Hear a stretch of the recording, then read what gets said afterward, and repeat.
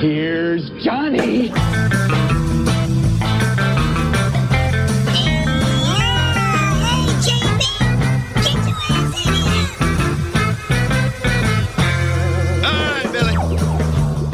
Trick or treat, trick or treat, smell my feet, give me something good to eat.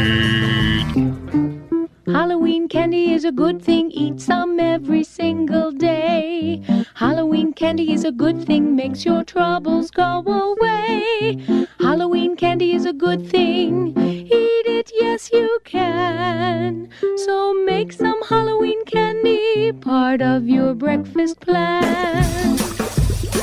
Yeah, that's right, boys and girls. Don't you worry about what a great idea it was anyway to have Halloween.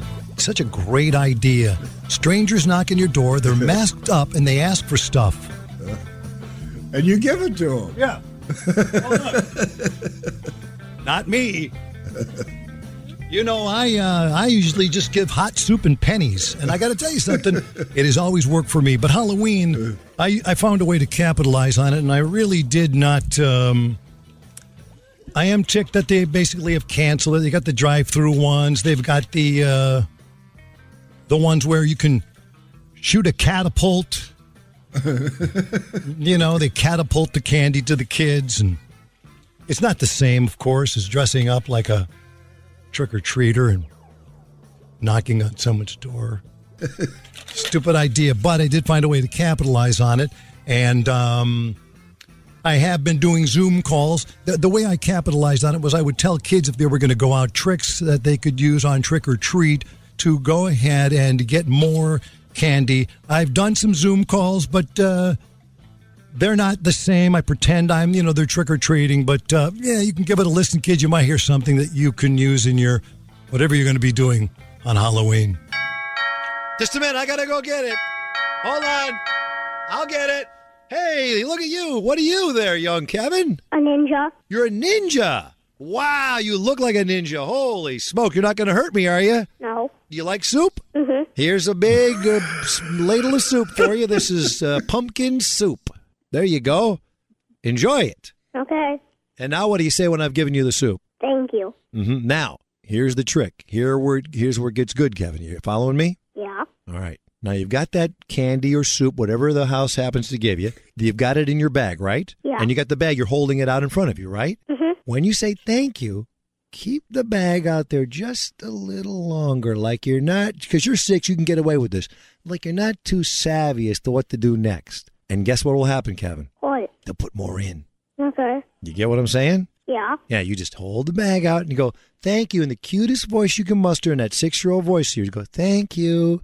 And they'll be nervous. The parents will be nervous, and they'll put more candy in. Okay? Okay. Good advice, isn't it? Yeah. Now, what do you say to the man who told you that advice? Thank you. Right. Now, you've earned yourself a treat from Dr. Elmo. Dr. Elmo sings the blues. Go ahead, Doctor. Sing one for Kevin. Beware, I'm one big bad black cat, and scaring you, Kevin, is where I'm at. You're litter if you cross my path. Tonight is Halloween. That's not a song. That's some kind of a threat you just gave the kid. Time is candy. Say it. Time is candy. Say it again. Time Is candy. Cute equals loot.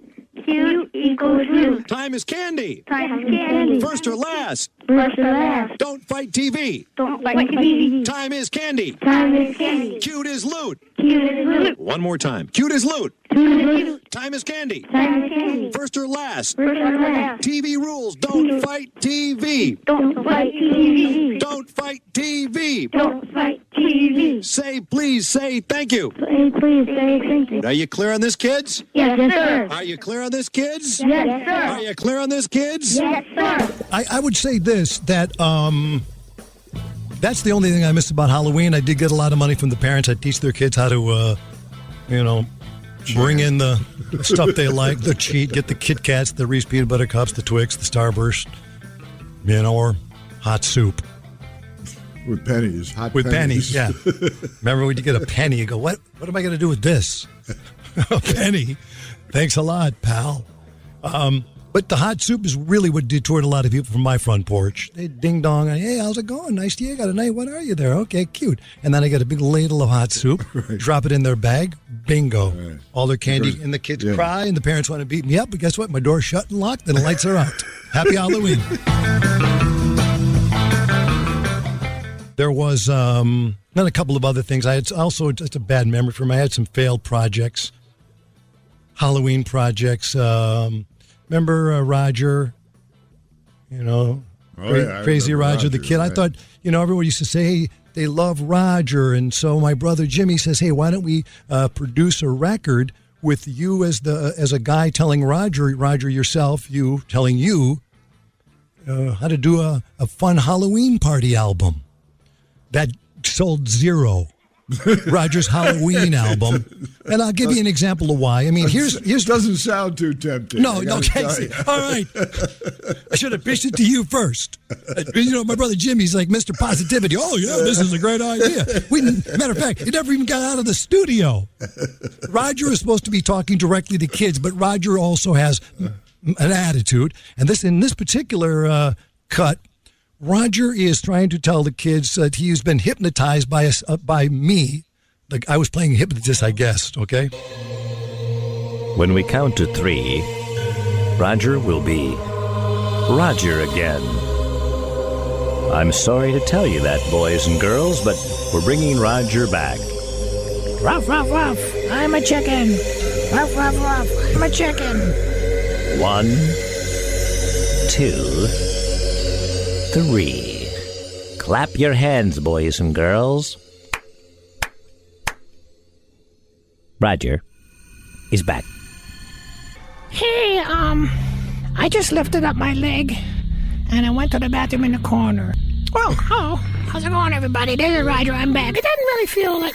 Okay, I was faking. I was not hypnotized. I'm just Roger. Okay, I want to tell you, I was never hypnotized. I was just faking. Yeah, that didn't go anywhere. And then Roger tells kids to stand up on their hands and, steal from their parents. That didn't go anywhere.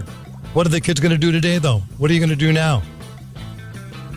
Do you knock on doors? Well, they have the candy shoots. Everybody has built candy shoots. Not everybody, just people with too much time on their hands. Just turn your lights off and watch a movie.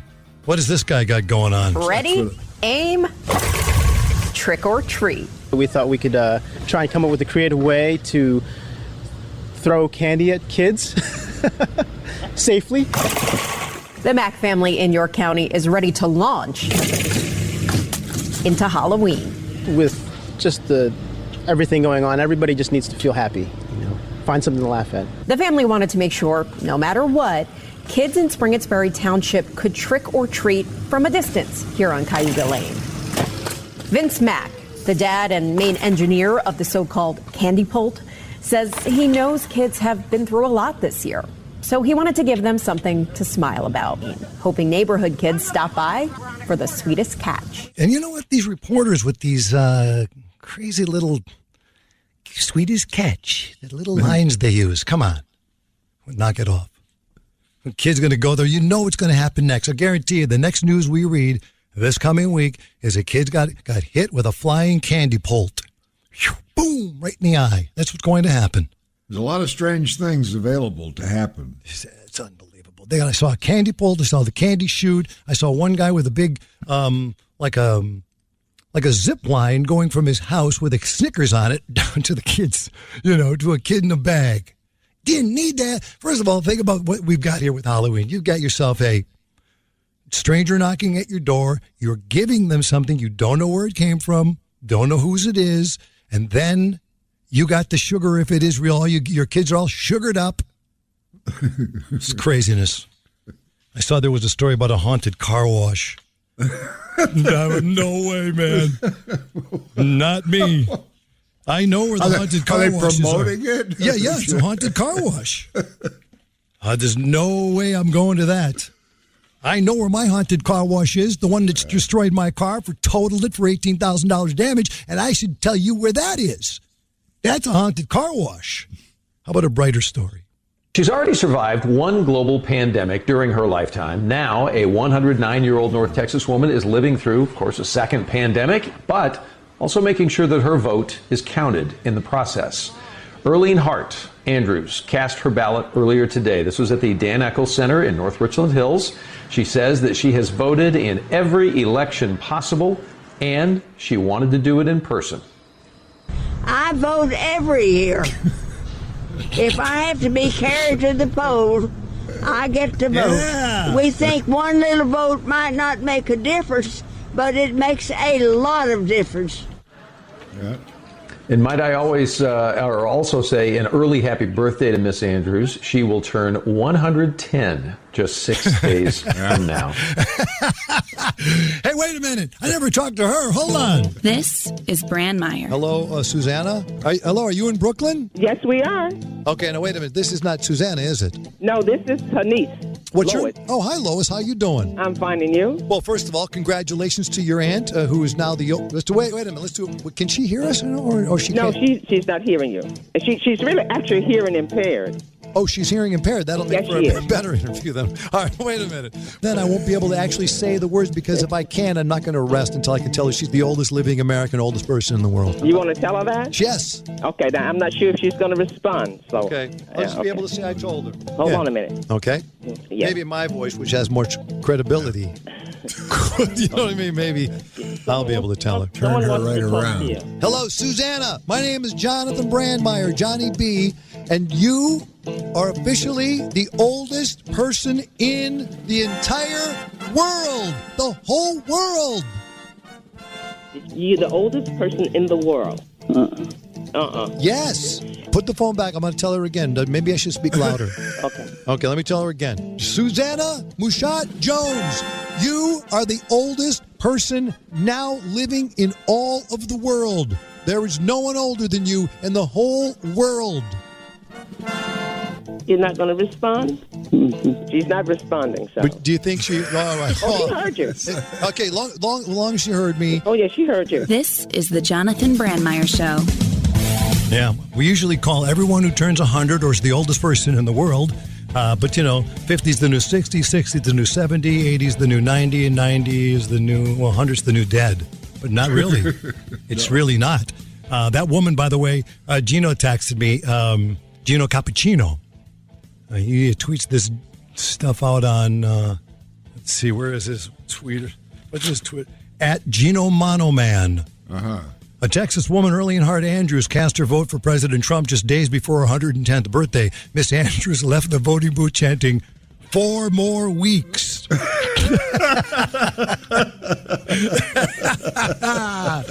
Yeah. How about Gino. that? Hey, Gino, bingo. That's right. Oh, man. I picked this one up off the Xfinity screensaver thing. I don't think you need to know where you get it from. Well, it's important. The sources are Well, I guess you do. Not today. It isn't important because it doesn't matter. You don't know where any source is coming from. You believe whatever you believe. That's it. Hate the player and the game. This is what I bring away for the show. 8 hours ago, this is what appeared on the screen. 8 hours ago, volunteers donate clothes to a hairless possum. A Texas wildlife rehabilitation facility is caring for a possum, that would be an opossum, with alopecia. See what I mean? And that's it. See what and I'm then saying? it goes on to something else. see, Whitney Houston's album is really good. Well, wait a second. I don't care about Whitney Houston's album. Here's what I'm saying. How does the editor, with all the world things that are going on, how does the editor go, hey, we get that possum losing his hair story in there right now? Yeah. It's an opossum, sir.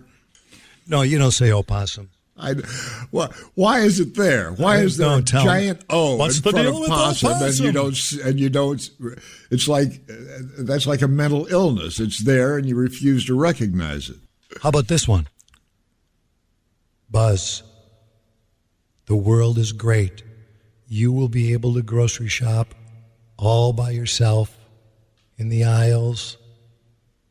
But now you won't be able to find coconut milk if you go to Costco, because Costco's latest retailer is saying they will not stock coconut products from Thai suppliers because they are using monkeys as forced labor. And we're standing with the monkeys. And we stand as the union. We stand with the monkeys. You got to be kidding me. Costco. Who else can climb that tree? Yeah, who's going to? No, see, this is what I'm saying. We are focused on the wrong things in the world. The possum's hair loss, a monkey working at Costco. I don't give a shit where the monkey works. He's a monkey. But of course, people for the ethical treatment of animals have told USA Today that Costco and Walgreens and Food Lion and Giant Food and Stop and Shop and all these other places, these people, hold on a second, are using monkeys to climb into trees. Go up there and get me that coconut for the milk. I got to get it to Costco. Go on up there. Come on, you got to be kidding me. That's what monkeys do, though. Yeah, I rest my case. Oh, I'm so agitated, I'm telling you.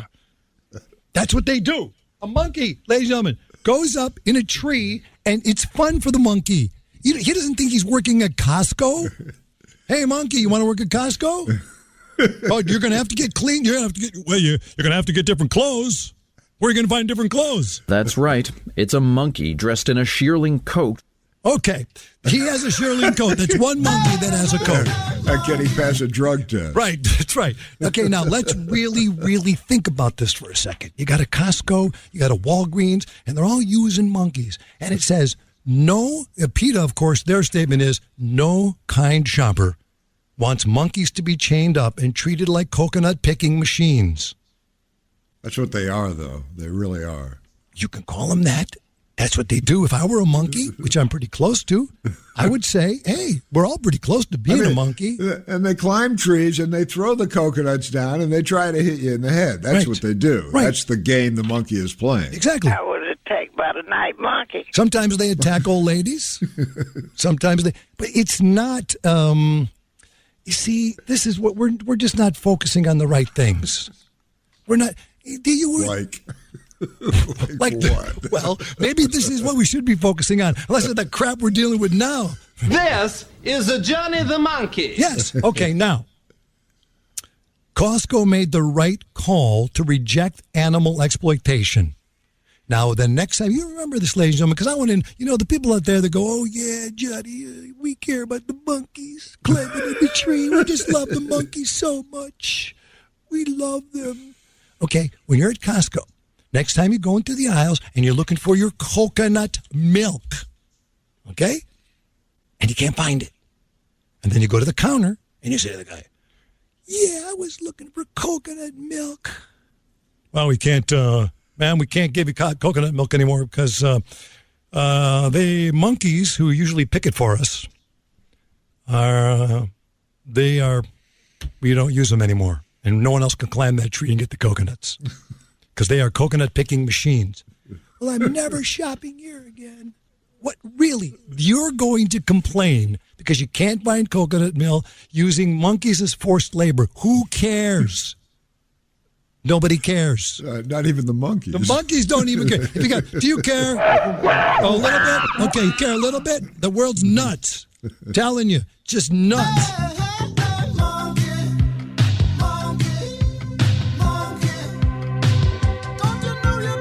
Shot the monkey, yeah. Shot the monkey.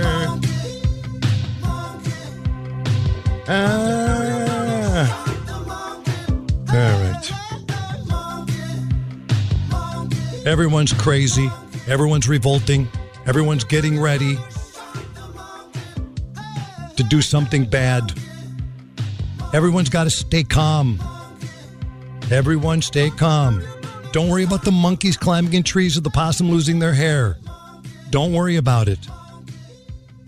Worry about your freedom. I am Johnny Freedom.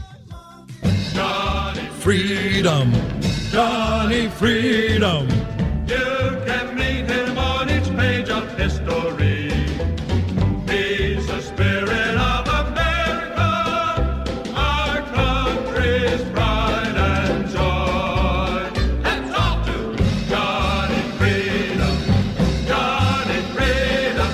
That's our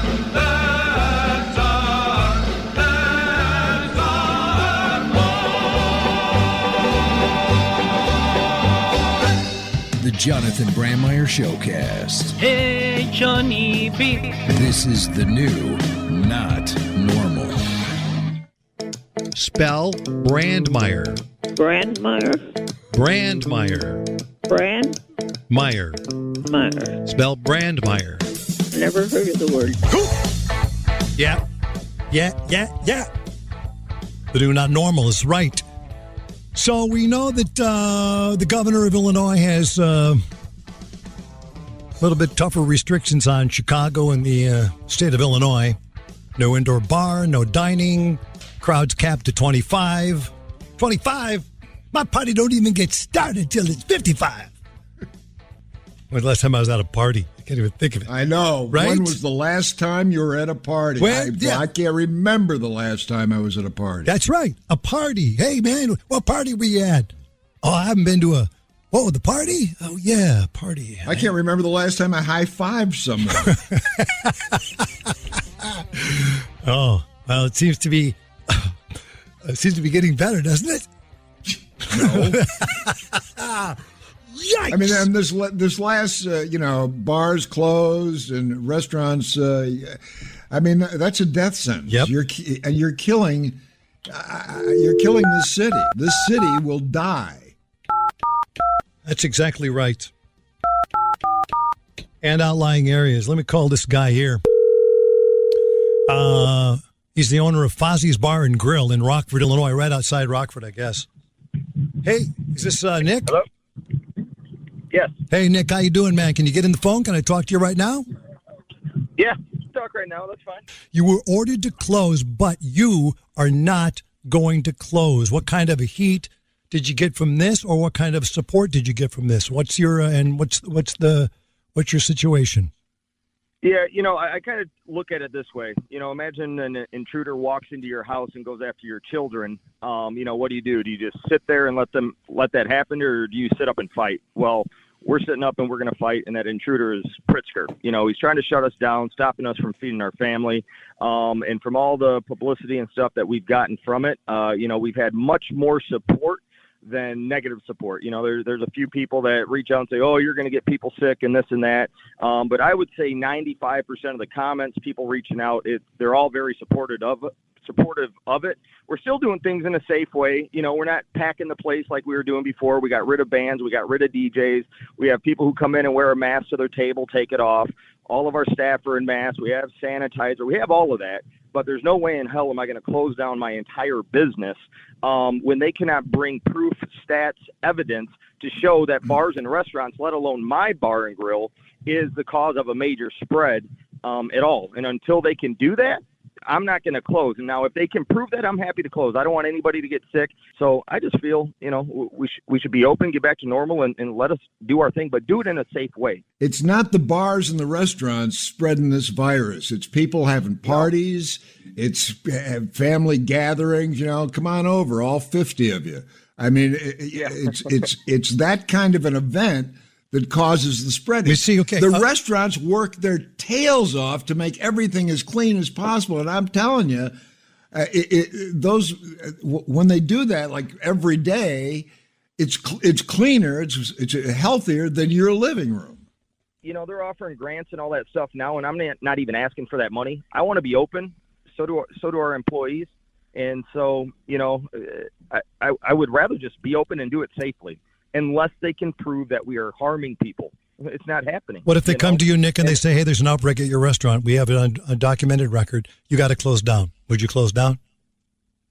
If they can prove that there's a big spread of it, absolutely. I don't want people to get sick. I'm all for that. But until that happens, no, I'm not closing down. Yeah, we're in the whatever we believe mode. That's what we're in America. What we believe, that's really it. Okay, what are the ramifications now? Here's the thing. We got to be clear on this. So you, Nick Fosberg of Fozzie's Bar and Grill, you say to yourself and you say to your staff, we're not closing. It's not going to happen. We're open. I don't care what the governor says. I don't care what the legal community says. We're closing. What are the ramifications? What can they do to you?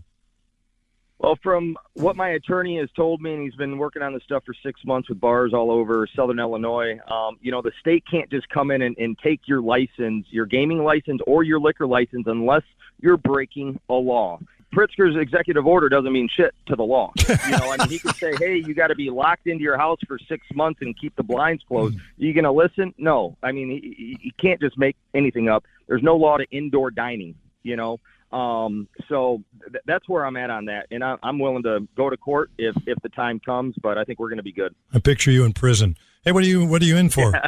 Oh, well, I had some people. What are you in for, man? Fine dining. Yeah, fine dining. I served some people indoors during the pandemic. Yeah. Oh, okay. You're not. At least you won't get shanked. They wouldn't in prison. Yeah, you wouldn't even. They wouldn't even deal with you. But see, that's what I was thinking about. I was thinking, if I'm a bar owner and I want to push it legally, are they going to try to take away my operating license, take away my liquor license? You're not go to jail. That's what you look at. But your attorney says, good luck with that. But to me, it's like, okay, you see these articles about your bar and other bars and places closing, and bars are different. Here's a quote. Bars are different and restaurants are different fundamentally because people are closer together for longer and sometimes laughing or shouting. Could you stop them from laughing and shouting? And then you could feed them. No. Yeah. Let them have a good time. It's like, this shit's out of control. All right, Nick, best of luck to you at Fozzie's Bar and Grill. I hope to stop in and have a shot one day. All right, man. Sounds good. Have a good one, guys. Thanks a lot. We're about to go into a dark winter. A dark winter. These people need booze. I drank a lot of alcohol. I've been taking some pain pills. It's a big cure for lots of things. And since the day we first heard from Fauci, that gravelly voiced McDreamy hunk, we've been wiping down groceries and hoarding the Charmin, pretty much constantly drunk. You say it's 5 o'clock somewhere on a 9 a.m. morning Zoom call. I'm the only bright spot in this god-awful year. That's right. Alcohol. This is Jonathan Brandmeier. In this movie, Borat, you did hurt some people's feelings. The girl that produced the show in Jackson, Mississippi. Yes. You were on a TV show. Do you remember that? Yes, I was on a television show. Yes, and you were being interviewed, and the girl that booked you on that show, she said that she has never been able to find a job because she booked you on the show and she didn't know you were going to be so crazy. I am now giving her official invite to come and work in Kazakhstan. She can plow the fields near my house, and I will give her a luxury cage. Yeah, she says, because of you, my boss lost faith in my abilities and second-guessed everything I did thereafter. I spiraled into depression, she said, after booking you. This is the voice of a nagging woman. This is the Johnny the Monkey. The Jonathan Brandmeier Showcast. Johnny B! This is the new Not Normal. Not Normal. Borat back in the news and back in our email. And we heard Aunt Marcia there briefly talking to, talking out of the Fozzie's bar owner. And we'll hear Aunt Marcia talking with Linda Blair from the archives. And we know that Sean Connery has passed away, the original James Bond himself. Sean Connery dead at 90. And we'll hear that in this showcast. We will hear the wake-up call we made to Sean Connery while he was filming The Untouchables at Chicago. And I will say, and I only listened to the first, I would say 10 seconds of it, because I want to listen with us, with you, and because I know I haven't heard it, and all of us listening together. I do remember him being one of the sweetest guys we had ever talked to. And remember, when we say talk to them on a celebrity wake up, we talk about wake them up. Right. We just call them and wake them up. They don't know that we're calling. Right. So we'll talk about that. What we hear are the first words they're speaking that day. They're like, you don't know who they, hello? And then their voices change. They can be, it's very, very nice. Very nice. Borat back in the news, so we'll get to that. we'll get to your emails here. Kazakhstan adopts Borat's catchphrase as the new tourism slogan. The slogan is... Very nice. There's the slogan, of course. That's natural.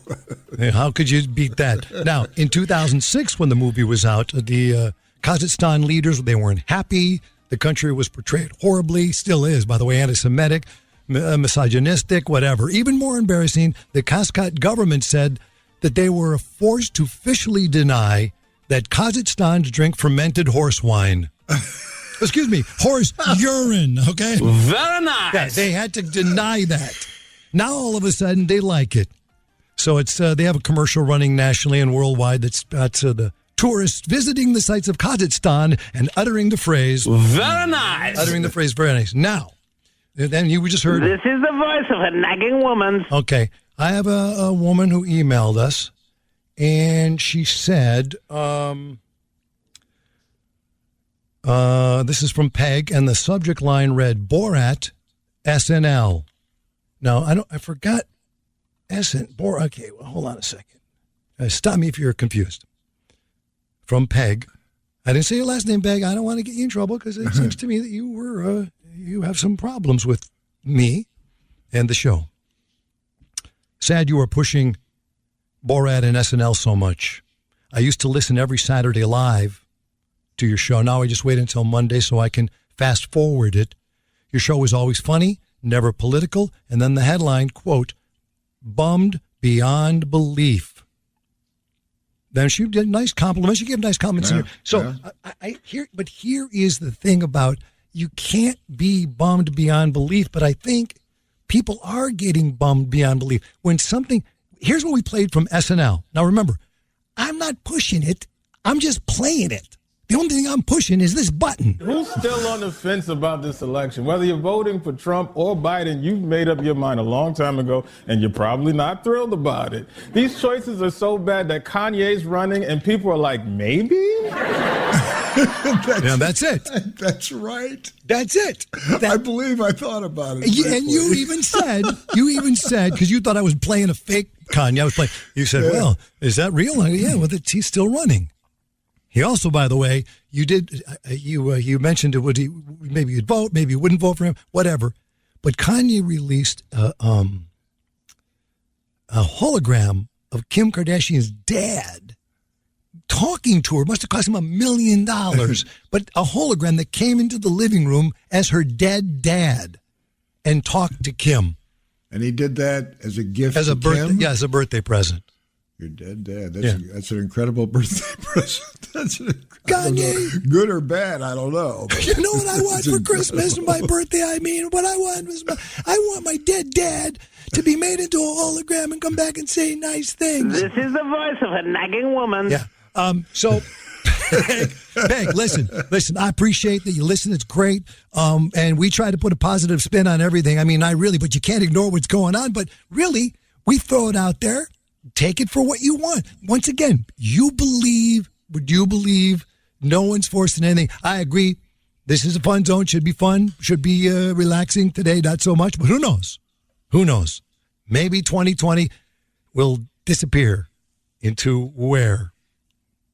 The past. Yeah, we'll all laugh. Peg, girl, love you, whoever you are, honestly, but don't worry about it. We'll all get through this together. We're all in it together. But guess what? We also may all be living in a van. My name is Matt Foley, and I am a motivational speaker. And I live in a van down by the river. All right, now, we all may be joining him. This guy says... Hey, Johnny, this is email, by the way, at brandmeyershow@gmail.com. All things you need are at brandmeyershow.com. BRANDMEIER. Hate the player, end the game. Now, the van-dwelling lifestyle, Johnny, has interested me for a while. We talked about this. I don't know what episode it was.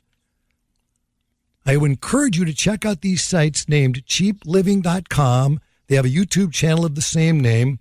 It's a site dedicated to the lifestyle of living in your car. Yeah. It's also called homeless.com. I lived in my car. In Florida? Yeah. And how long did you actually live in your car? Actually, it wasn't even my car. I was living in somebody else's car. Hey, that one looks open. Jump in there for a second. About a week, I guess. Mm-hmm. About a week. I guess I could do it for a week. Where'd you shower? I didn't. And I did lawn work during the day. Oh, there you go. So it was a bad situation that got worse really quick. I did lawn work during the day, and I liked it. I didn't complain about it like the millennials do today. I slept in the back seat of a Ford, a 57 Ford, I think it was. Right. That's exactly right. When I was growing up, I'll tell you something, I'm buzzed. When I was growing up, I would change wagon wheels for a penny, and I didn't mind it. I enjoyed it. And then I would have to sleep in a car, and I realized that cars weren't even invented yet when I was tired. So then I had to sleep in the back of a buggy, and I didn't care. I tied my mule up and I went to work. Where did I work? I'll tell you what I did. I was a lawn guy. That's right. I cut lawns, and people didn't even have lawns back in the day. Just a bunch of rocks. I'm Buzz. This has been my life story. Thank you. Now, wait a minute. All right, so hold on. We're back to van living because we're interrupting Eric Kelso's message. Eric says in this email, there are people living that lifestyle in small cars or like even a Prius. The moderators on the website go through everything you can expect from the ups and downs of living this way. There are dozens of threads on setting up your car to upgrade it, common repairs, setting up solar panels on your rig. The psychological aspects of getting your mind wrapped around living this way, the types of jobs that you can work while living this way, all kinds of info. I know there are a lot of people are facing eviction with the pandemic, with the job loss, with being locked in place. There are a lot of people right on the razor's edge of going into homelessness. I believe that this is the best time in their life. That as horrible as it was that forced them into this living in your car, van, or RV, they're so glad it did. The ultimate crash course to living on the road, how you can afford a life of travel. Everything you need to start life on the road. $8.99 a month to Bob Wells. Now, who's making the cash on that?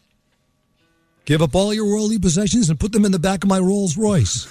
Isn't that what he's saying? But even this, he's advising people who already have a vehicle. Right. That's one step up from homeless. Once you lose your vehicle. Well, wait a minute. Then you're homeless. Boz, you didn't have a car for a long time. No, I didn't. That's why I slept in somebody else's Ford. No, but you didn't even, hold on. You didn't even have a driver's license. Yes, I did. No, you got your driver's license back. Do you remember he got his driver's license on the show? Yeah, he must have been 35, Yep. 40 years old. Yep. Yeah, he didn't get, I'm telling you, Buzz, we're going to use our memories for your memory. I'm telling you. You're denying that or what? Just if you are, just say you're denying it. Well, I mean, I know I had a driver's license as a youth. As a ute? As a ute. Okay. Well, maybe you lost it. Maybe. I lost a lot of stuff. Okay, this guy says, hey, Johnny, right on, Buzz. I'm enjoying the hell out of the shit show, but I got a question. It may not be entertaining for the show, but you'd be helping out a listener. What is the deal with intermittent fasting? It sounds like you and Buzz both do it, and it seems to be working for you skinny queens. Jeez. Wow. Literally, no one has ever said that to me. Skinny queens? Or even fat queens. I've never been referred to as a queen. Well, I don't get that one. Maybe he knows something I don't. Okay, so he goes, what's the deal? It seems to be working for you two skinny queens. Do you have a website or a style you recommend? I was trying of 8 on, 16 off. That means eating, 8, 16, not eating, but can't find anything about what my caloric intake should be during that time. I know not to pig out, but I do cut a few hundred calories that I'd eat for breakfast, right? What happens when you have a few cocktails or a breakfast that one day? Thanks for any help you can give me. I found myself on the wrong side of 200 pounds and getting taller hasn't been working. Hey, JB1 Kenobi, you're my only hope. Sincerely, Tubby Magoo, he signed to say. Yeah. Now, I'm not going to preach anything. I will just tell you this. You asked what mine is, and you can tell me what yours is. But mine is basically 12 or 16 hours, intermittent fasting daily. Then I do a 24-hour fast at least twice a month, sometimes 36-hour fast once a month. So it's 12 hours, and it's very, very simple. My schedule is the same thing. I eat my first actual meal, which is a protein shake with raw eggs at about 2 o'clock, 2:30 in the afternoon. Yeah. And that carry, But do you do 7 days a week of intermittent fast? That's what I'm asking. Yes. So yeah, me too. It's a lifestyle. I don't even. Yeah. But here's the thing. I don't know about you. I don't even think about it. I don't think about it, and the thing is, sometimes I forget about eating because I'm not hungry. I mean, at dinner, I'll think, wait a second, it's 10 o'clock at night. I haven't eaten anything. I gotta have something to eat. But then again, for a long time, I also did like a 24-hour fast and a 36-hour fast. But I don't weigh enough. I'm not comfortable going without the food that long. No, I get that part. That's the problem. But I got to tell you, intermittent fasting, to answer your question there, as you called yourself, Tubby Magoo, first of all, don't get down on yourself, man. Get up on yourself. Bitch, get up. Thanks a lot. It only took you 2 days. Okay, now that's what I do. I hope we answered your question there. You are live on Halloween. There is a scary time here. Hello, 833-5JB Show. Go ahead. Hey, it's Dave from Elmhurst. Hey, Dave, what can I do for you? So back to what you were talking about before, I think it's called living in your car, and camping for free is called boondocking. Okay. Camping for free is called boondocking. Go ahead. Makes it sound entertaining. Yeah. No, I learned that there's a guy on YouTube called Steve Wallace, and he's got a page, and he used to go, basically he was homeless, I guess. That's how it starts. He's got a bunch of videos. That would lead you to it when you think that you might be homeless. Oh, one other thing people are looking, I'm looking at the intermittent fasting site from Thomas DeLauer. He said, this guy comments, I've been intermittent fasting my whole life. It's called being broke. See, I get it. This guy goes, I tried it, but it was my toughest 30 minutes ever. This guy says, Jesus Christ, our Lord and Savior, fasted for 40 days and 40 nights, you pussies. Hey, I don't think Jesus wants his name tied in with the pussy part. Hello, go ahead, please. Hello? Hello? Hey, Johnny, Buzz, what's going on? You tell me, brother. Not much. I'm actually finishing up my quarantine in the basement. I've been down here since last Saturday because I contracted COVID. And just wanted to pass the time. I've done everything from reading books to, you name it. But I did write a song about the corona. Nice. And wanted to sing it live to you guys. I'd love to hear it. Now, here's the thing I'm talking about. Here's a guy who calls into the show when we're live, and he brings a dish to pass. That's fantastic. Nice. You don't know what the song's going to be, but I want to hear it. Doesn't matter. I'm sure maybe you're lying to me. Maybe there's no song, but go ahead and do whatever you want to do. It's free. You go ahead and do it. Go. What's your name again? Nico. Yeah, you sounds like you made the name up, but that's okay. Miko, go ahead, please. No, it's a real name, Johnny, and hopefully the dish I'm going to pass doesn't contain the corona in it, so I'm not infecting anybody. Go ahead. But so the song is called I Contracted the Corona, and it's sung in the tune of Grandma Got Ran Over by a Reindeer. Oh, good. So without further ado, let's go. All right. I think I just contracted the corona. I had some Chinese people visit me. They coughed and sneezed all over my hors d'oeuvres. We ate off the same plate of Wisconsin cheese. Now I got the fever and the chills. My cough won't go away. My lips turned blue. I lost my sense of taste and my smell. I can't tell if I'm eating expired food. I'm quarantined alone now in my basement. For 14 long days, don't know what to do.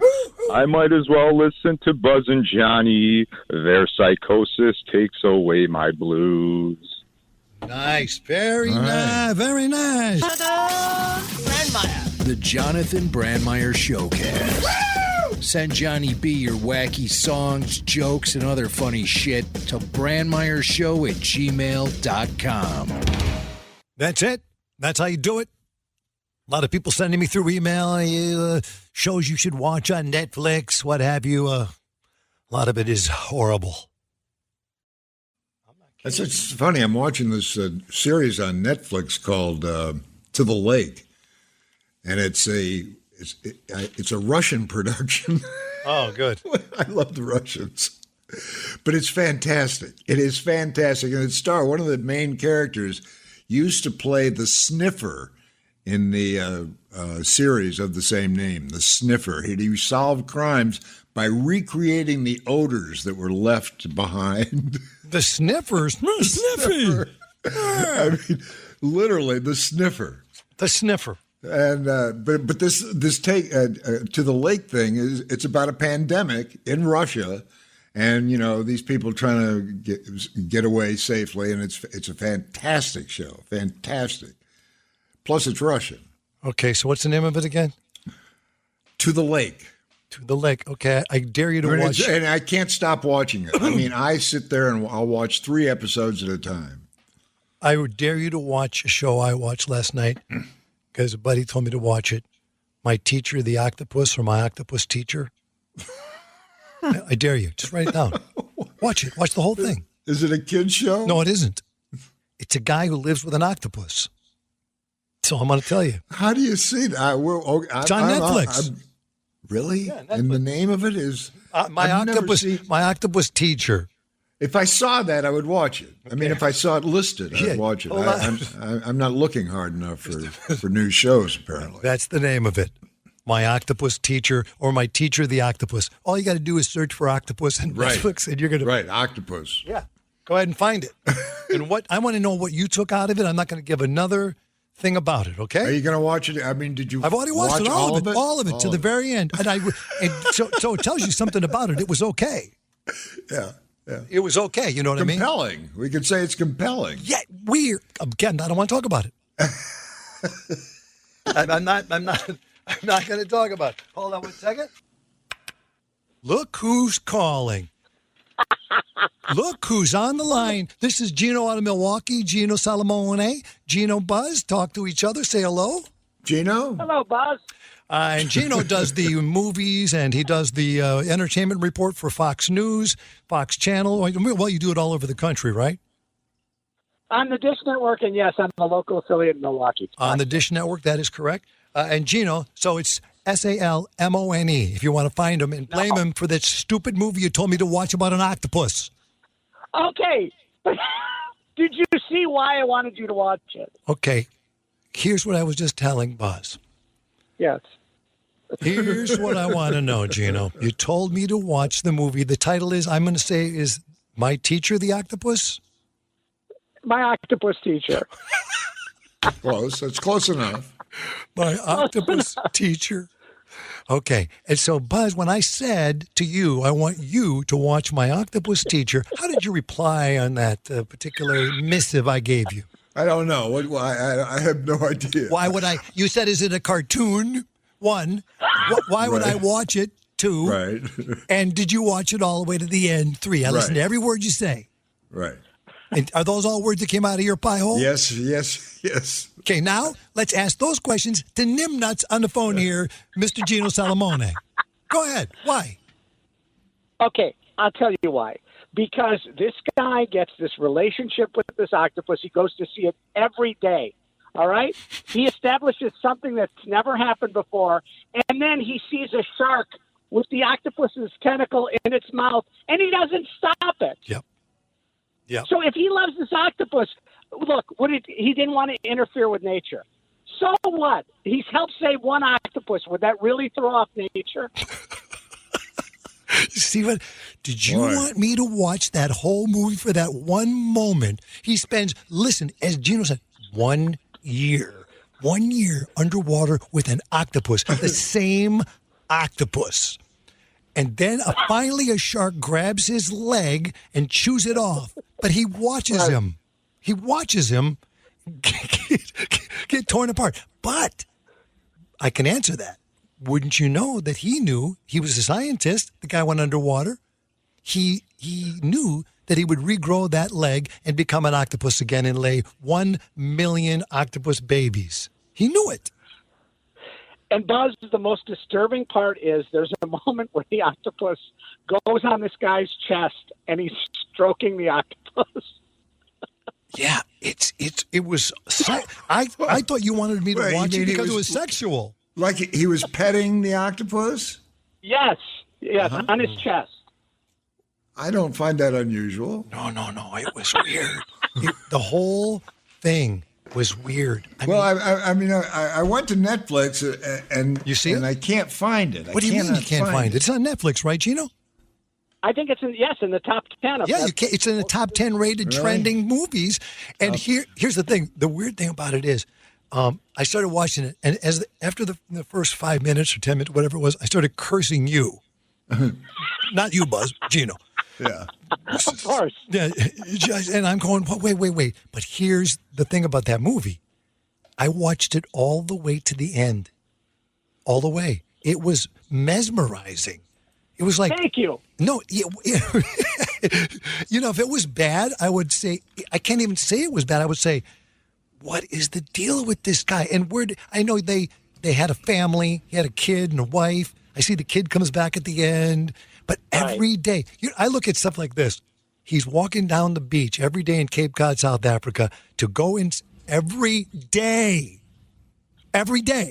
for 361, no, it's 321, what was it, Gino, 324? Yeah, I thought it was a year, yeah. It was, all the way to the end, until, of course, I shouldn't tell the ending. What happens to him at the end? The ending. Oh, the ending is unbelievable. But here's the thing. He does that every day. Here's what I gravitate towards. I go, why? That dude is walking through all those rocks barefoot every day on the way to that ocean. Why is he barefoot? Why doesn't he just put, slippers on or something? He must just be so into the sea. He must be like he grew up on the ocean, as he starts out saying. He grew up wanting to be underwater, not above water. So wait a minute. This 90-minute movie, this beautiful relationship develops, and you're bothered by him walking barefoot. It seemed like it would hurt. I didn't like it. I'm glad you watched it. Yeah, okay. And Buzz, I cannot. I got it. I found it. Okay, tell me what I can see the octopus. They got a bunch of pictures of the octopus. It's fantastic. By the way, Buzz, the octopus is the one with the 8 legs. He only has 2 of this guy. Just so you know. Are you looking at the right picture? In one attack, the octopus loses an arm, not a leg, an arm, and then retreats to her den to recover and restores the arm.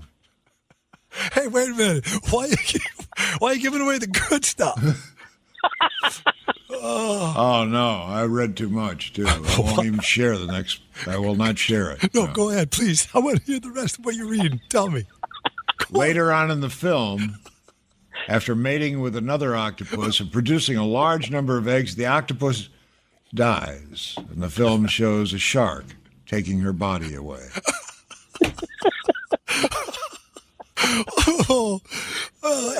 I'm not watching that.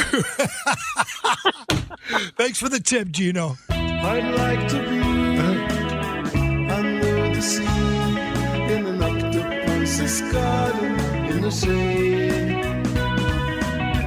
He'd let us in, knows where we've been, in his octopus's garden in the shade. I'd ask my friends to come and see an octopus's garden with me. I'd like to be under the sea in an octopus's garden in the shade. This is Jonathan Brandmeier. Paul Reiser, mad about you. Aliens, I don't think I ever saw Aliens. I'm impressed. The movie's been out 30 years, but still, you're waiting for your moment. I'm waiting. You don't want to rush to see anything. I respect that. Wait till they get the kinks out of the system before you decide to, take a chance and watch it. Thank you for understanding that. I like to make sure that everyone has weighed in on it before. It's very clear. Let everybody in first, and then if there's any movie left, you can watch it. Reiser's performance in Alien has earned a spot on the Internet Movie Database's list of the top 30 biggest a-holes in movies. Nothing makes me prouder. By the way, I was already voted that in high school. The Jonathan Brandmeier Showcast. This is the new Not Normal. Paul Reiser in Aliens, which I still to this day have never seen. Oh, it's really good. Haven't Just as good seen as the first one. Let's go to Halloween movies. I don't want to dwell on it because I hate that topic because they all suck. Top horror movies of all time. These are the highest grossing movies of all time. Highest grossing movies of all time. I guess that's a difference than just, the top grossing, the highest grossing. Number one is It. Never saw it. I just saw it a couple of years ago. Good or bad? A couple of months ago. It's good, but it's, it is what it is. You've never seen, you don't even know, because it's like there's a bunch of movies about it. Silence of the Lambs? Yeah. It's not on the list. Well, it's not really is it a horror movie? No, I don't think it's a horror movie. It's not a scary, it is a scary movie, but it's not, sci-fi horror or... The Sixth Sense, Jaws, Ghostbusters, Exorcist. Yes, of course, Exorcist, no question about that. That's scary. No question about that. That is the scariest movie. That's the scariest movie. It Chapter 2, Get Out, which I thought was a great movie. Get Out, 2017. Yeah, Halloween, of course. What Lies Beneath, The Blair Witch Project, Shutter Island, Van Helsing. Blair Witch Project sucked. Just want to go on the record as saying. Well, I couldn't watch it because I have the most, I can't even ride in the back of a car. I get nauseous. Oh, something shaking to my show. The single camera stuff. It shook. I hated it, man. Yeah. Those are the movies. Hey, you remember we talked to that dude? Return of the Living Dead. Let me just recommend that for your entertainment pleasure if you're looking for an offbeat movie. Okay, I thought Shining was great. If it's not on the list, Shining scared the hell out of me. Red rum, red rum, red rum, red rum, red rum. Right? Wasn't that wild? Yeah. Red rum. Red rum. Red rum. Red rum. I remember we talked to that guy. We actually talked to that guy. The kid who who did the voice of Red Rum. Yeah. The kid. And I think we ruined his life because I can't find that tape, but I will find that for the archives one of these days because I got to tell you something. His name was Danny Lloyd. He was Danny Torrance. He's Danny in The Shining. Red Rum. And that just freaked me out. So I even Googled what happened to the actor who played Danny in The Shining. Despite his well-received performance in The Shining, Danny Lloyd retired from acting at the age of 10. Is that enough? That was it. He became a biology professor in Elizabethtown, Kentucky. You're working with Nicholson, and you're in a movie like that. He's like, I'm getting out. I'm getting out. And Buzz, by the way, if you want to watch Silence of the Lambs, I do think that is a scary movie. There's no question about it. Movie, yeah. So it should be on the list. And Buzz, the guy you're hearing right there, Buzz Kilman, he was in Silence of the Lambs. I get more recognition from Silence of the Lambs than anything I've ever done. Any job I've ever had, anything. Why wouldn't you? Anything. And it was a sweet movie. Dearly departed John Demme directed it. Buzz's best friend. Yeah. All good. Hey, we were talking about scary movies. Another Halloween project that failed for me was the Buzz. I had a story going about you. Maybe it's time for a return on this because it's kind of a scary movie. Let me just give you a little taste of what it was. It was supposed to be a scary story about you, and I was going to put that on the album with Roger, and nobody wanted that either. I blame that on Roger. I don't think he wasn't marketable. You don't want to be mixed in with Roger, and that was not marketable. Right? Well, there's a lot of things I've done that haven't been marketable. Roger wouldn't work All with the you. kids in the room that want to get up and dance. Who wants to dance? Come on, raise your hand. Let's go. You can't go from that to this. It had been a long day. A long time to return to the air for Buzz Kilman. And Buzz was bored. Dad just tried to update it, too, He decided to treat himself to a small glass of Chardonnay, a few Frango mints, and a climb under the quilt of his four-poster canopy bed with his cats to read his new Harlequin romance novel. Suddenly, a bright light burst through his frilly bedroom curtains, blinding Buzz. The room vibrated, knocking his Princess Diana collectible plates off the nightstand. A loud hum filled the room. A ghostly figure appeared out of nowhere and floated at the foot of his bed. As Buzz regained his sight, he gasped. It was a woman, Buzz thought, with 7 breasts, 3 vaginas, and 1 beautiful blue eye. I'm out of here. She smiled, then licked her entire head with her thick forked tongue. I'm just trying to get the other, like maybe people are more into sexual stuff in it. Buzz was mesmerized. Her claw-like hands pulled the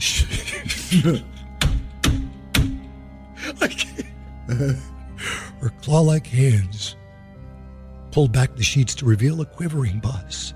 He laid still in a fetal position as her tongue emerged again, this time to strip him free of his General Hospital nightshirt. Mouths, hands, and other appendages created a blended mass of perpetual motion on his bed, increasingly slick surface for an interminate amount of time. When it was over, Buzz hugged his feather pillows and cried himself to sleep again.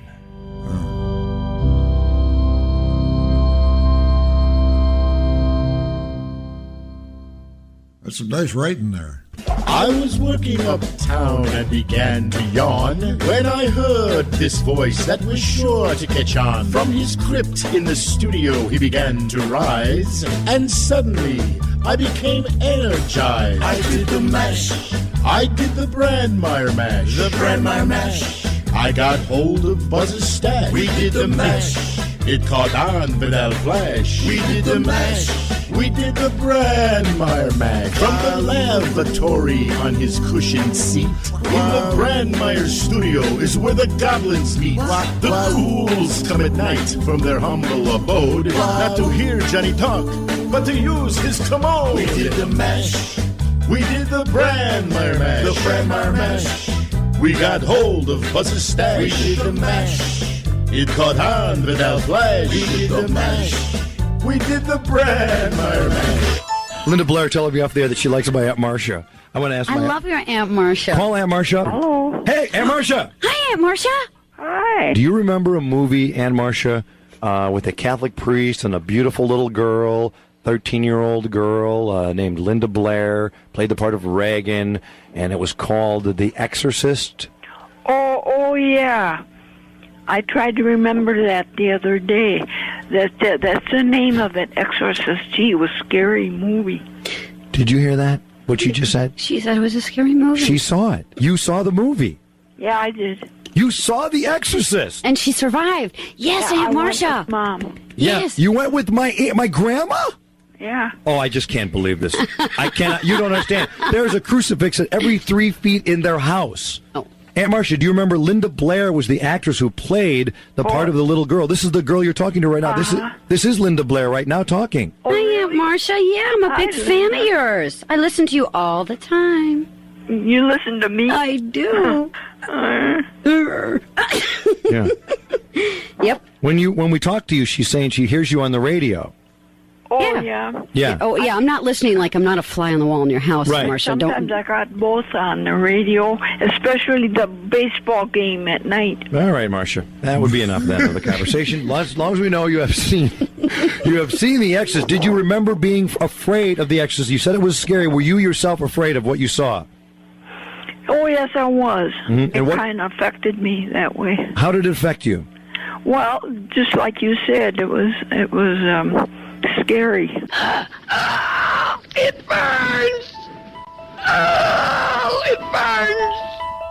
Hi, this is Linda Blair, and you're listening to Jonathan Brandmeier. Hey, Johnny, lick me. First of all, when you're doing any part, you obviously must speak. Right. And this has been a question for many, many years. Obviously, I laid down the voice tracks, but then they brought in a wonderful actress, vocal person named Mercedes McCambridge. Right. And she would lay down several voice tracks, and, you know, she'd smoke a lot and drink a lot and lay Right. down different tracks, and then, you know how they do at the radio, same thing that you do, you know. And then, Why do you just do the voice? You did it right now. Could you do that at 13? No. Your mother's a whore. No, I hadn't. I had to develop. Why you do this to me, Damien? Oh, see, that hurt, did it? Get some money. Why you do this to me, Damien? Is that line in the film? Somebody used to always say it to me. Why you do this to me, Damien? Is that in the movie? Is that the Exorcist movie? Who says that? His mother. Why you doing this to me, Damien? But I say it. But his mother had said that when she was in the hospital. Why you do this to me, Damien? Yes. Right? Yeah. Okay. So some of the vocals that you did, some of them were dubbed in by another actress. Some of them were you enhanced or whatever it was. All of the vocals are all on top of each other, so it's a Right. combination all the way through. Did you actually use pea soup? Was that usually the Yeah, effect it is. used to spew the vomit in The Exorcist? Dick Smith was the special effects makeup artist, and Marcel Vocateur was the special effects man. Yeah. And so that was the concoction they came up with. Yeah. There was a variety of things. They had to thin it out. They had to thicken it up. They had to do all kinds of things. And then you had to drink it and spit it back out? No. It's all tubing underneath the makeup. It's incredible. Oh, my God. Wait a minute. Like, how do they do it? Just show me. They put it on the sides of your mouth like that? There was like one main tube, let's say, in back of my head that went down through the nightgown and out through the wall, and then in back of my head it would split, like, you know, around my cheeks into my mouth and then come back out. So this was like a hard horseshoe type of configuration, and then they had to figure out how to get it through, you know, thin, thick, you know, the longer projectile vomiting compared to the slow vomit. It was disgusting. It was Must have really been a nasty. fun It was little nasty. set. It was cold. It was nasty. It was stinky. Stinky little vomit. It burns! It did. Oh, it burns! All right, it burned. I think the coffee is too hot for Linda. I think she's trying to tell us the coffee is too hot. Yeah, what does she do now? Linda Blair, there she was. Boy, not much. That always shocked me that she actually watched and went to see The Exorcist with my grandma Marie, who was like, I'm telling you, man. She was a prison guard at the Cheetah State Prison. So it's not so scary for her. No, I mean, you know, she wants to take her daughter to see The Exorcist? Yikes. You got to be kidding me. Do you know who tried out for the part of the priest in The Exorcist that didn't get it? The audition, he didn't get it, and you'll know why he didn't get it. Do you know who it was? Which priest? The priest that does the exorcism. Well, there were two of them. Well, there was actually the two. older one or the younger one? The younger one. All right. We don't know. I don't even know his name. Well, listen, you'll recognize the voice. Here it is. I exorcise you, every unclean spirit, every power of darkness, every incursion of the infernal enemy, every diabolical legion, cohort. You don't remember that? It's coming back to me. There was another guy who tried to audition. In the name of the Lord Jesus Christ, I command you now to get out of this woman right now, evil spirits. I command you now to get out. Demons, look in my eyes. Look in my eyes. that You've didn't been work. messing up with her back, huh? Yeah. Right, devils?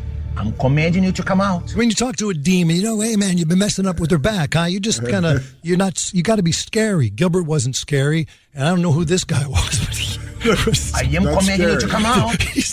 Wait a minute, maybe he gets better. I am commanding you to come out. I am commanding you to come out in the name of Jesus Christ. Come out. Come out. Get out. Get out. Come out of Sue's chest. Come out of Sue's chest.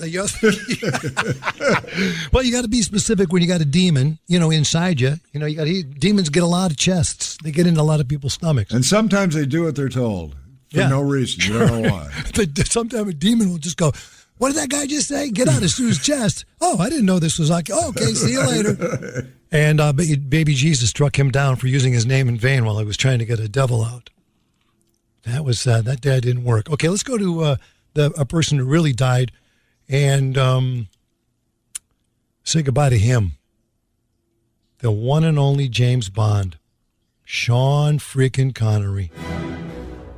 Dead. You know, it's so funny because I've been seeing pictures of him over the last year. Yep. Why? And well, just because they're there. They're in the I see I mean suddenly you're running into Sean Connery pictures and he just looks so old. Yeah, he's 90. And he was 90. Yeah.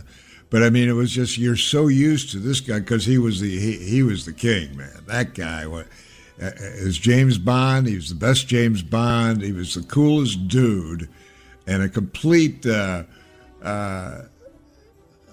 misogynistic guy. I mean, are you going to start to talk badly about Sean Connery? You got to be kidding me.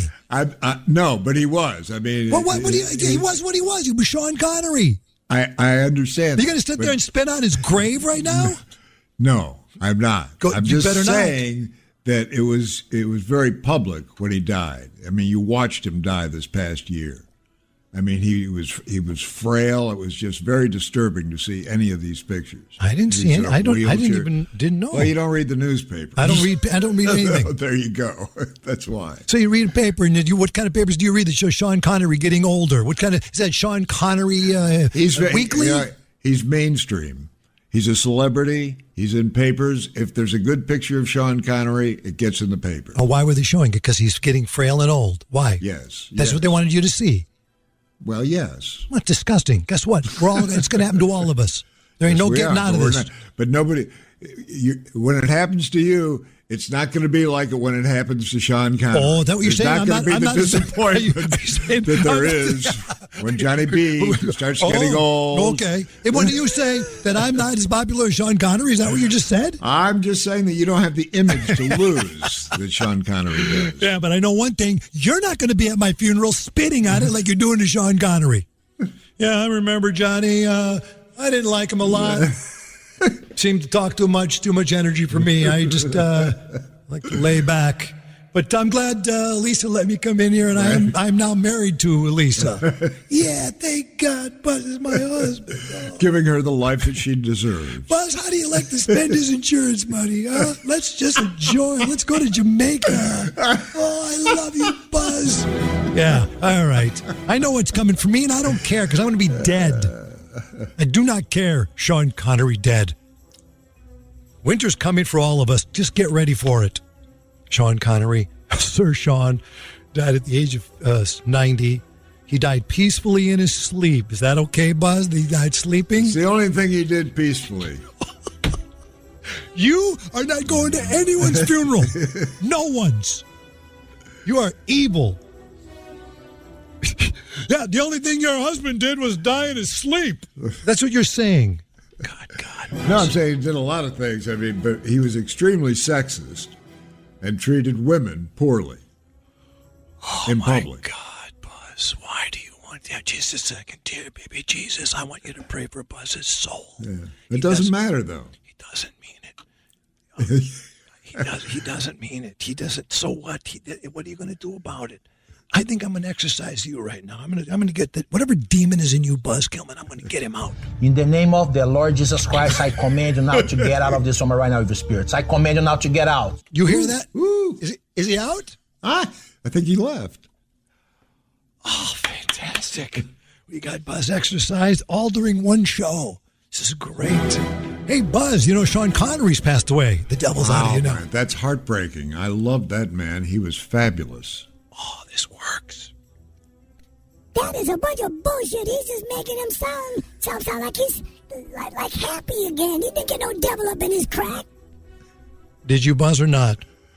Did I not what? Have a devil in your crack? No, not that I know. See, I told you he didn't have it in his crack. Who'd want to go in Buzz's butt crack? I tell you what now, devil, come up in my ass. I don't care. Try to get in this little wiener. All right, Billy the Bedbug. Just a second, let me get him out of here, too. In the name of the Lord Jesus Christ, I command you now to get out of this woman right now with your spirits. I command you now to get out. Get out. I don't know why that guy didn't get the part. I would have watched Exorcist a couple more times. Yeah. Hey, Buzz, did I tell you that Sir Sean Connery has passed away at 90? That's heartbreaking, Johnny. And you know what? Sir Sean Connery died peacefully in his sleep while I was in the Bahamas. Yeah. In the Bahamas? In the Bahamas. Oh, now he I likes think that's him. where that's where Dr. No was filmed, his first James Bond movie. He had been unwell for some time. His acting career spanned decades, of course. Won Oscars in 1988 for... Ooh. Come on now.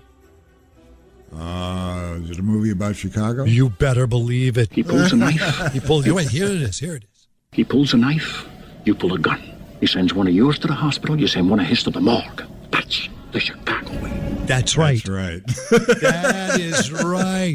Boy, did that resonate with everybody in Chicago. That was exactly right. You kick us out of the... It says this is exactly right. It's worth doing it again. I'm doing it again. Let's hear it. He pulls a knife. You pull a gun. He sends one of yours to the hospital. You send one of his to the morgue. That's the Chicago way. That's the Chicago way. There's no other way around it. That's the Untouchables, right? That is the Untouchables. Yeah. That is the Untouchables. Now, while Sean Connery was in town filming the Untouchables, as we would do, we would call them Turks. They were you, the listeners, who worked in hotels around the city of Chicago. And you would call us and tell us, hey. Rat them out. Hello. Hey, JB. Sean Connery, under the name whatever he used, in the, Palmer House Hotel, room 188. They would tell us where they went, what room they were in, and then we would just dial it up and call them. Now, I haven't heard it. Let's listen together. This is when Sean Connery was in town filming The Untouchables, and the phone rang, and here it is, untouched, as it happened. You need to hear the history to see the future. The Brandmeier Archives. Good morning.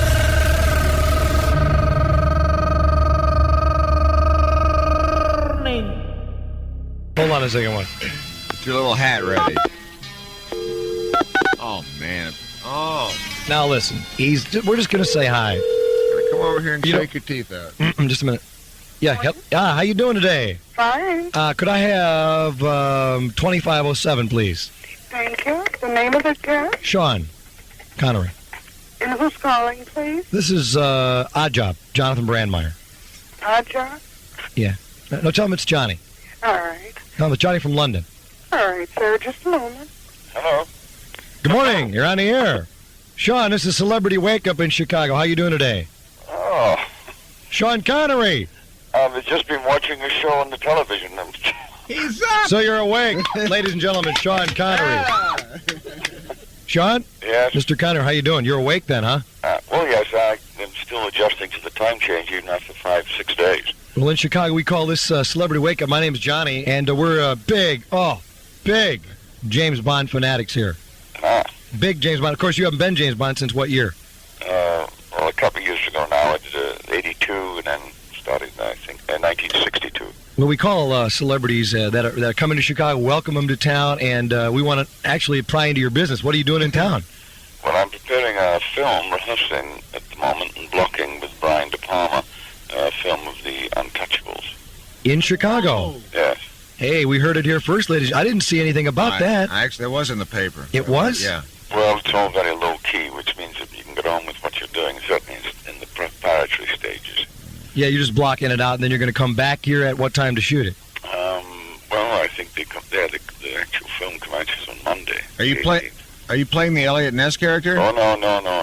You're not Al Capone. No, but my God, the interest in Al Capone's wonderful. Yeah. No, I'm playing Malone, an Bugsy. Irish cop. No, an Irish cop. I should be casting this movie. That's what I should. No, he's Elliot Ness is played by a very good young actor called Kevin Costner, who played the kind of jumpy young cowboy in Silverado. Very good actor. In fact, it's and David Mamet, who's from Chicago, is a playwright. He's done a wonderful script. So, and De Palma directs and Mamet writes. This thing ought to be great. Oh yes, and it's 1930, so it's got a lot of style, the clothes and the look of it, and of course, mind you, a lot of Chicago has changed since then, but there's still a lot of it. Yeah, they still drink a lot. Your favorite? He's on USA Today today as one of the top 10 sexiest bald men. Do you know that? Who is? You are. Oh, really? On the cover of USA Today, Sean Connery isn't finding that it isn't bad being bald. They popped up on Ms. Magazine's list of 10 sexiest men. How about that? Well, that's funny. That's beautiful. Is he a feminist? Me? Yes. What does that mean? I wear dresses. Well, only undercover. Ladies and gentlemen, Sean Connery wears dresses. I can't believe this. You admitted it to us here in Chicago? You heard it first. It was in Diamonds Are Forever, I think he wore dresses. What was your favorite Bond picture? I think From Russia with Love. Yeah, mine too. Yeah. What's your opinion on this Dalton guy? He's very good, Timothy. Very good actor. I think that, and he's certainly more right in terms of the age and everything than Roger or myself. Yeah. I think that it gets a bit farcical after 50. But the great thing about it was that, see, you were older than most of us, and we could look up to you. I think Bob Green in the Tribune had a column about that. I read that. I read that yesterday. Yeah. See, we could look up to you. We can't look up to a guy who's younger than us. We could drive an Aston Martin too. Well, I tell you, we couldn't look up to Pierce Brosnan or whatever his name is. Brosnan. No, not after seeing him on television. I don't think so.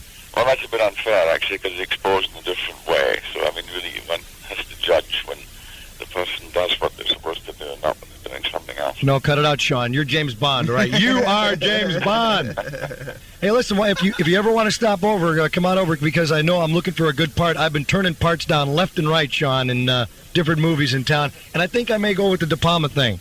Yeah? I'm looking at the script now. You're in it. I think I may jump into that. Oh, okay. Well, I would love to. Yeah, tell him I'll be coming. All right? Okay. Hey, welcome to Chicago, and we'll look forward to the movie. Thank you very much. See you later now. Bye-bye. Bye. Damn. Nicest guy in the world. Are you a feminist? What? And then Sean Connery goes, Do I wear a dress? do I wear dresses? He couldn't have been nicer, because here's what you would do if you really think the world today is so jaded and there's so many mean people and there's people that just have the negative attitudes. Sean Connery said, hey, listen, appreciate it. Thanks a lot, but thanks for calling, but I got to get going. And the way I talk to people, man, what are you doing in town? Like, what's going on, man? Why didn't you tell me you were here? It's sort of like that. The attitude is like, why didn't you tell us you were coming? So he was in town blocking for the Untouchables. And then he mentioned, I'm working with this kid, Kevin Costner. Yeah. How crazy is that? Oh, man. That is fun to hear. Sean Connery, great Sean Connery, dead at 90. We're all going to go. I love it. It's one of my favorite drinking songs. I'll give you 45 seconds of it and I'll get out of here. Not this song, not the theme from James Bond, this song from Maroon 5. It's a great cocktail song for the people in your life you've lost. Bring your glasses up and go. Here's to the ones that we got. Cheers to the wish you were here, but you're not. Cause the drinks bring back all the memories of everything we've been through. Toast to the ones here today. Toast to the ones that we lost on the way. Cause the drinks bring back all the memories. And the memories bring back your. Memories bring back your. Memories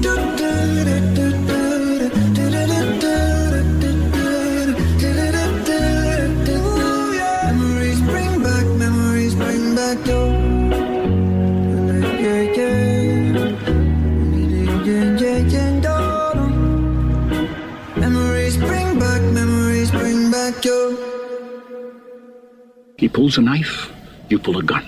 He sends one of yours to the hospital, you send one of his to the morgue. That's the Chicago way. That was a shit show. Hi, I'd like to thank Jonathan Brandmeier. Thank you. Thanks, Johnny. I want to thank Jonathan Brandmeier. Thank you, Jonathan Brandmeier. Thanks a lot, Brandmeier. Jonathan Brandmeier, you're special. All right, numbnuts. We've reached the end of another edition of the Jonathan Brandmeier Showcast. Jesus, why? Tell me why! You can listen to the Shit Show live stream 24/7 and download podcasts on demand at BranmeierShow.com. I don't understand you. When you visit, be sure to sign up for email updates. Ain't nobody got time for that. Subscribe on Apple Podcasts, Spotify, wherever podcasts are found. If you want, leave a review. You do, and I'll kill you. Follow Johnny B on Facebook at Facebook.com/Brandmeier Show. You are erect, sir. And leave a voicemail at 833-LOON line for entertaining, not complaining. I hate to complain, but I have to. I'm Jimmy Mack, and if you're into Star Wars, check out my show at RebelForceRadio.com for Star Wars news, celebrity interviews, and more. I can't keep it all in my mind. Thanks for listening to the Jonathan Brandmeier Showcast. Bingo! In the air, everywhere. Ain't that something? Click.